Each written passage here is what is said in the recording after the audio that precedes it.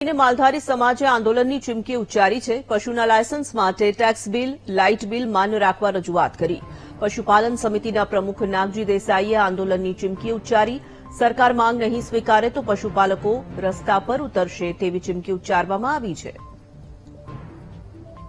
ગુજરાતના મુખ્યમંત્રીશ્રીને રજૂઆત કરવામાં આવી છે કે પશુપાલકો માટેની બેદારીની તારીખ તમારી ખુલ્લી પડી ગઈ છે।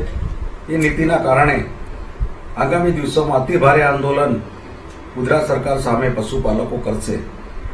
ટેક્સ બિલ, લાઇટ બિલના આધારે પોતાના ઘરમાં જે પણ વ્યવસાય કરવો એ કરી શકે ધંધાની રીતે, અને એ માત્ર દૂધવાળાને જ દસ્તાવેજ બતાવવાનો અને બીજા વેપારી વર્ગ માટે ટેક્સ બિલ, લાઇટ બિલ માન્ય, પશુનું લાયસન્સ ન આપવું, ડબ્બાની અંદર અઢળક ગાયો મોતને ભેટી છે।